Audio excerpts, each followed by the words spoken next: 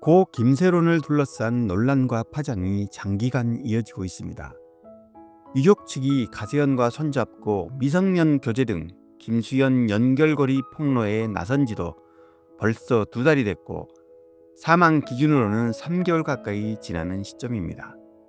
여전히 현재 진행형인 김세론 논란에 누리꾼들이 피로감을 호소하면서도 반드시 진실이 규명돼야 한다는 목소리 또한 커지고 있습니다.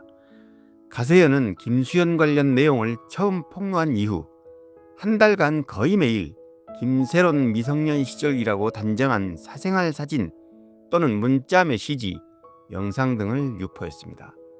최근 가진 기자회견 폭로는 지난 3월 31일 김수현 측이 가세현의 유포 사진과 영상은 모두 김세론이 대학생이 된 2019년 이후 성인 시절 찍힌 사진들이라고 반박한 데 대한 재반박인 셈인데요.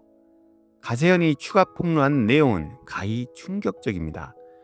김수현 측이 녹취 파일 제보자에게 40억 원을 줄 테니 파일을 넘기라고 회의했다. 제보자가 이를 거절하자 킬러 2명을 통해 제보자를 살해하려고 시도했다. JFK 공항을 통해 한국인과 중국인 킬러가 입국했다. 뉴저지 주 경찰이 아닌 미 연방수사국 FBI에서 수사가 진행되고 있다. 폭로 내용 중에는 심지어 제보자는 출근길에 주차장에서 내리다가 칼에 목 부위에만 9차례 찔렸고 킬러는 FBI에 체포됐다는 다소 황당한 발언도 있었습니다. 근거로 주장한 김세론의 목소리부터 청부 살해 기도까지 처음부터 진실성을 의심받은 데다 지목된 관련 대상자들이 곧바로 반박하면서 겨우 반나절도 안 돼 신빙성이 통째로 흔들렸습니다. 고상록 변호사가 김세희 대표, 부지석 변호사, 제보자 등 3인을 허위사실 적시에 의한 명예훼손 혐의로 형사 고소한다고 밝혔습니다. 그의 이름은 지난 7일 가세현 기자회견에서 제보자를 압박하기 위해 딸을 상대로 거액 손해배상 청구 소송 제기, 관계자를 통한 전화 해유 및 협박, 킬러 습격 등의 당사자로 언급된 바 있습니다. 다음은 고상록 변호사가 밝힌 가세현 상대의 고소 취지입니다. 피고소인 김세희 및 부지석은 본인이 적시한 사실들이 허위일 가능성을 충분히 인식하고 있었음에도 이를 외면한 채 반복적으로 유포했다. 이들은 기자 출신 및 변호사로서 기본적인 사실 확인 의무를 누구보다 잘 알고 있음에도 의도적으로 그 의무를 저버린 채 고소인을 중대한 범죄자처럼 묘사한 것으로 판단된다.